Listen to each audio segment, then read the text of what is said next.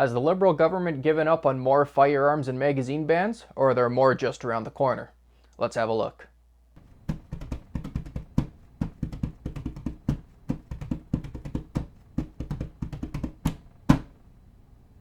Welcome back to the channel. Today's going to be an update on something I kind of touched on a month ago in my C21 video, where I suggested that more OICs were coming and more magazine bans and so on were coming, but there hasn't really been a whole lot of movement yet on that front.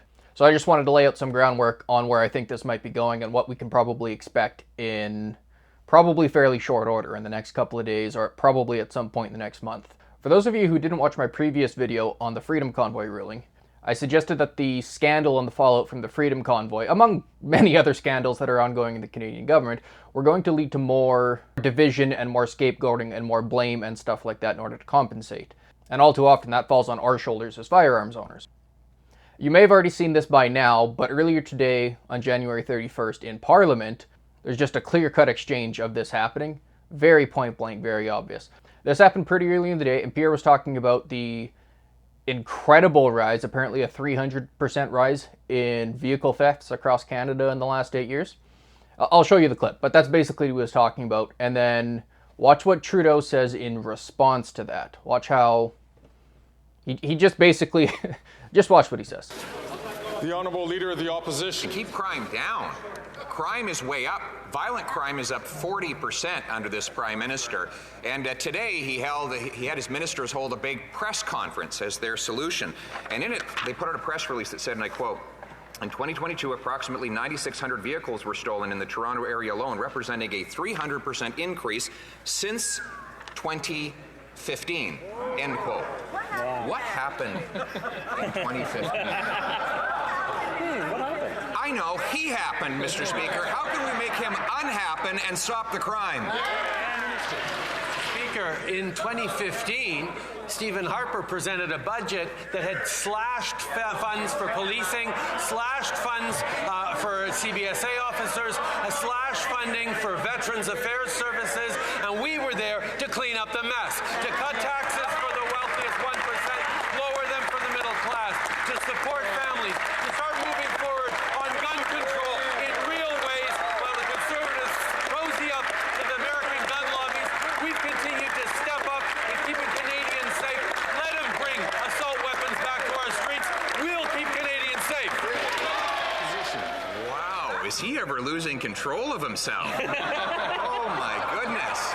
Screaming and hollering like that. Mr. Speaker, it's his press release that says that in Toronto, auto thefts are up 300% since he took office. And then they go back and forth like that all day. I mean, that's politics. Unfortunately, House of Commons really isn't, I don't know. He was asked, and broadly accused, but he was asked effectively, what's the deal with that 300% rise in vehicle thefts? And Trudeau's response was the American gun lobby and assault weapons and Stephen Harper. Like, now I know this is the House of Commons, it's Parliament, it's back and forth of nonsense like that all day long on both sides, on all sides. There's no adulting that goes on in that room, unfortunately. But why, you might ask, am I so concerned about some trivial back and forth in Parliament this time as opposed to any other time? This has been happening for years. This has been happening for decades for all parties and all politicians for a very long time in Canada. This isn't new. This is how most exchanges go in the House of Commons. So what concerns me most is actually what's going on outside of Parliament right now with Public Safety Canada, Justice Canada, Juristat, Stats Canada, and that whole thing. So right now, in the last couple of weeks, there's been a sort of framework of articles that have been launched regarding Bill C-21 and its passing, or regarding firearms or gun violence plans or strategies to conquer gun violence and so on. There's been a number of announcements and articles put out by the government regarding these topics. The content of these articles themselves is not necessarily all that important, and I'll go over these articles in a different video. But what is kind of important here is the coordination and the quantity of them. The last time this happened, where there were a number of successive announcements regarding all these plans, particularly when Public Safety Canada and Juristat gets together and they start announcing things in lockstep. The last time that happened was with the announcement of C-21. And here on Juristat yesterday morning, not this morning, but yesterday morning, they released a new firearms and violent crime stats thing. The last time they did that was in 2022, the day before C21 dropped. And this particular article is really not that good as far as Juristat articles go. Most Juristat articles actually do a decent job of breaking down core criminal statistics. Although recently, most Juristat articles in the last several years here have become fairly ideological in their orientation and in their scope. There is a very clear leaning towards, well, I mean, I'll put it up on screen, you'll be able to see it for yourself, but there's a very clear leaning towards getting away from objective, factual, brass tacks truths and creating stories and narratives about certain archetypes of crime and such in our society. And I'm not going to say them out loud what they are here, but you can see them on screen. It's very self-evident what's going on. And this particular article is no different. This particular article, even though it feels like it should be a good article and a good statistical analysis of something that actually should be very important, I haven't gone over this article in extreme detail yet because of how lengthy it is and because of how much stuff there is to go through here. It's pretty in-depth, and it came out just yesterday morning, and I only saw it a few hours ago. So, but on a quick glance, there are certain things that really stand out to me. For example, this paragraph here. It says, women present close to 9 in 10 victims of firearm-related violent crimes committed by an immediate partner, which is a tragedy. No, no arguing that, not at all. My problem is how the data is compiled and analyzed. This isn't really like statistical information. This is more like a media report based on statistic information. The way this particular paragraph is compiled, it's not really broken down into all the various possibilities. You know, what other factors could lead to this? What other types of weapons are used? What other variables are there? Is there any particular difference between age or cultural background? Like, it's not really a full analysis on the intimate partner violence problem. It is simply and very directly a statistic that is pulled out and manipulated in order to seem massively disproportionate to fit liberal talking points. And I have another video like this where they did a very similar thing in 2022 regarding some 2020 statistics when they released C21. And actually I broke down that article fairly significantly. And there were a number of just glaring statistical inaccuracies, intentional inaccuracies, I think, that were bordering on the point of lying in a Juristat article. I'm not going to get into them here, but I will put a link in the description. Go take a look at that. I'm not going to go so far as to say they're wrong exactly, but there's not really a chart down here where I can analyze this information in order to fully understand it. The most recent chart I could find on this stuff, and I'm going to make a different video on all this, was back to 2019. It was 5 years ago now, where it really fully breaks down this particular tragic category of crime into an actually detailed breakdown where you can get some useful information. They've stopped doing that in order to better fit their narratives, and I think that's extremely dangerous, and they're doing it here now. The reason why this is all important, sort of a big long ramble for nothing, the reason why this is important is the last time they did all this stuff and they announced all these articles in lockstep, they had another big, huge gun ban announcement, and that was C21. They've always released a number of articles when controversy has arisen in order to give themselves talking points and in order to give the media something else to talk about rather than their own scandals. And there's a number of scandals coming up. They have the public inquiry into foreign election interference is starting today, I think. The ArriveScan scandal has been going through committee for a while, and there's lots of really awful stuff coming out of that. And then today, Larry Brock, who is a Conservative MP, said in House of Commons he was going to table a motion to open another inquiry into the misuse of the Emergencies Act. So he's got 3 big inquiry scandals going on simultaneously, and he needs something else to talk about. So what is he going to talk about? Where do we think we're going with this? Well, there's really only 2 things left to them. Now that they have C21 passed and their buyback isn't happening, they've said, until after the next election, and there's not really any way for them to change that. That really only leaves them with like 2 options. 1, they can ban more guns, which they probably can and will do, which is unfortunate. And then 2, they can finally make good on the magazine bans they've been promising forever and ever. This goes all the way back to the very first article they released, kind of right at the beginning of C21. Right at the bottom it tells you that they were going to update cartridge magazine regulations via order in council. And that's something I've talked about before on the channel as well. But here, if we take a look at a couple of articles released from last year, actually, we can see that they still plan to do that. But to really prove what their plan is, we're going to have to go back actually all the way to the previous election.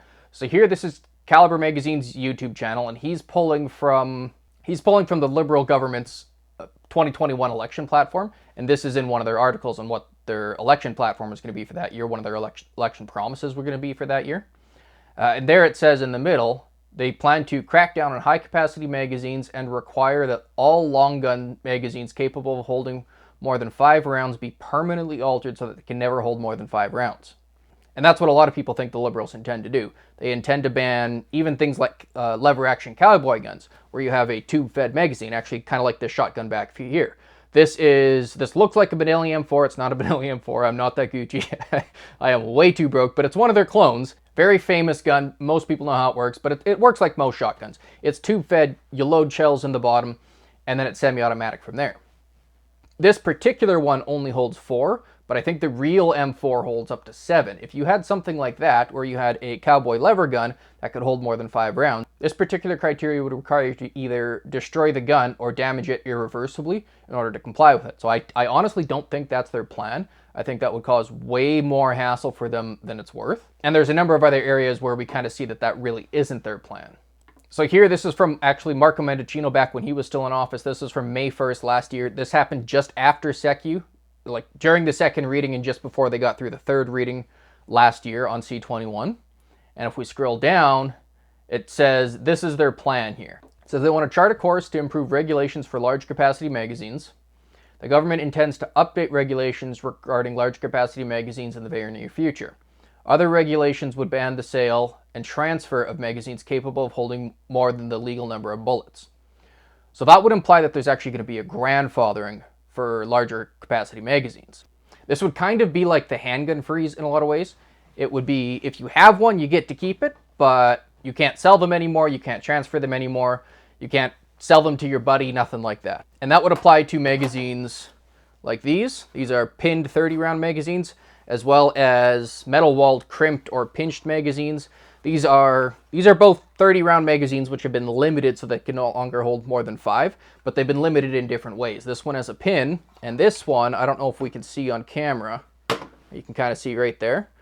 The walls are actually pinched in, so such that the feed lip can't depress more than the capacity to hold 5 rounds. They do basically the same thing, they're just manufactured in slightly different ways. But it's worth noting that these are pistol mags, they're rated as pistol mags, so based on this definition from Marco Mendicino, these would still be legal and you could still keep these, because these aren't actually, there's no loophole in this, it can't hold more than 10, it is limited to 10, and it's a pistol magazine, and that's that. Although with their ability to do OIC stuff, they could really change that at any point. But that was Marco Mendicino's plan. And we see that again here. This was actually released, again, by Public Safety Canada 2 days later. Not really sure why they needed back-to-back announcements, but they got them. And again, they say pretty much the exact same thing. I'm not going to read it, but it says effectively the same thing. You get to keep your stuff, and we're going to ban the sale and address new regulations and stuff like that. But what is a common theme between all of this is they want things to be permanently altered so that they could never hold more than 5. The problem with magazines like these is that if a criminal gets their hands on them, it is not impossible to revert this back to a full 30-round capacity magazine, which I think for all the crap that we give the Liberals about their terrible, terrible gun policies, that's actually not an unreasonable fear for what it's worth. I think we should be allowed to have 30-round magazines anyway. Just, screw these pins.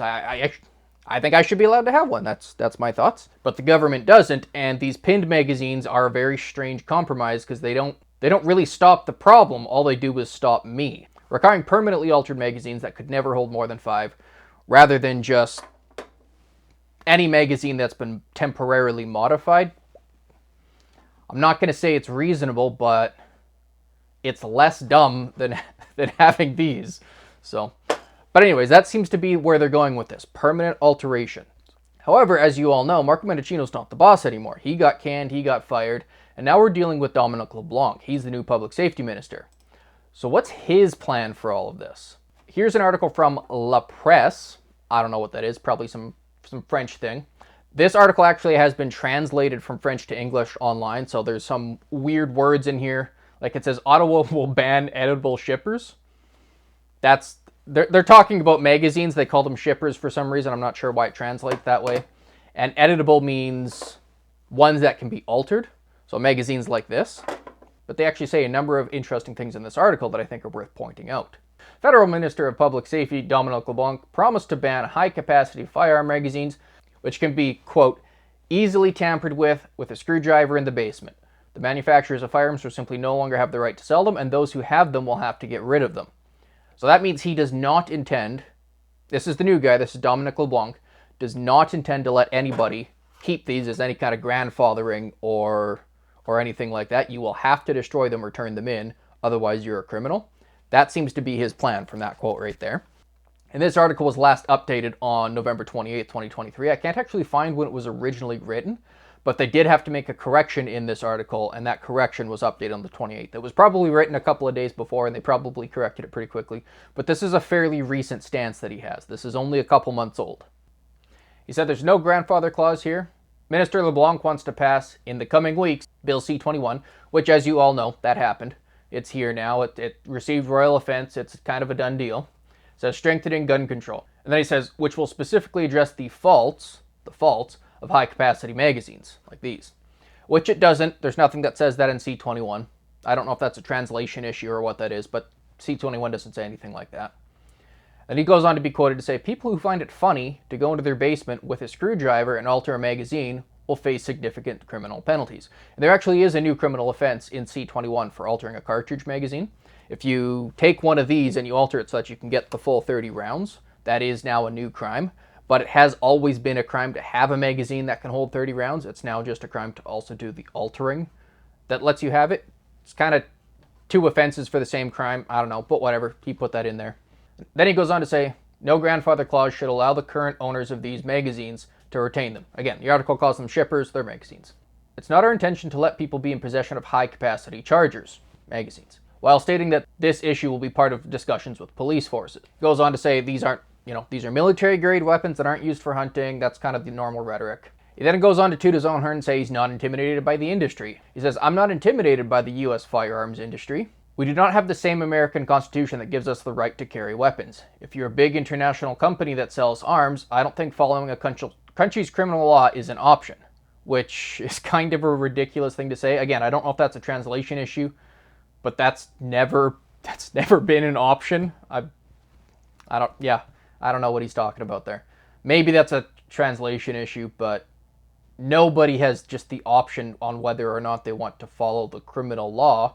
They break the law, they are charged with a criminal offense. That's how it works. Whether or not you agree with what the law says isn't the same thing. That gets us in a rabbit hole. That's, I don't know. Politicians say goofy things. However, at the very bottom here, there is something I do want to point out. It says this text has been amended to clarify that the ban on the possession of magazines of more than 5 bullets applies to most semi-automatic long guns and not all long weapons. So what that means, very specifically, is that probably doesn't apply to rimfire, because it's most semi-automatic and not all. And then it also shouldn't apply to most of your bolt actions, your lever actions, your long-range competition shooting, your AICS style magazines, your proprietary magazines for things like your Tikas and so on. All of that stuff should be fine.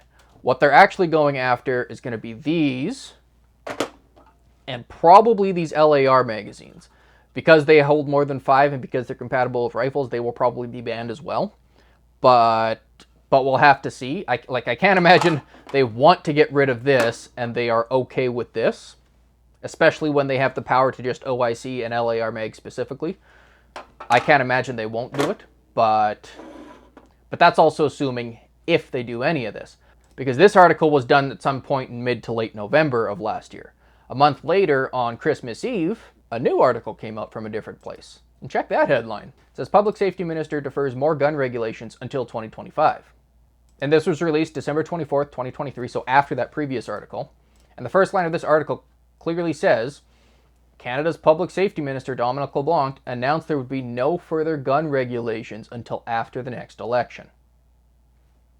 How does that sound? That makes me pretty happy. Does that make you happy? I'm down for that. But I'm going to rain on your parade now. Because that actually doesn't show up anywhere else in this article. There's no quote of him saying that, so these aren't his words. This is the article's interpretation of his words. And they talk about two very specific things in this article. One, it says the Public Safety Minister's Department issued a legal notice that will push back the enforcement of firearms marking regulations. I think this was a part of Bill C-71. I'm not actually sure, but I think that's what these are. And that's basically just updating the standardization of serial numbers on all firearms that are sold in Canada, which I think is a waste of time because all of them already have serial numbers. I don't know what the government's doing with this, but also I haven't looked into it too hard. Maybe there is a legitimate reason. Probably not, but maybe. But whatever, that's not the point. So they've deferred that until after the next election, December 1st, 2025. And then if you scroll down, it also is deferral for their buyback program until after 2020, or until October 30th, 2025. I forget the exact date, but it was determined like in the fall of last year. That's not new news. So I'm not sure. So I'm really not sure exactly what this means.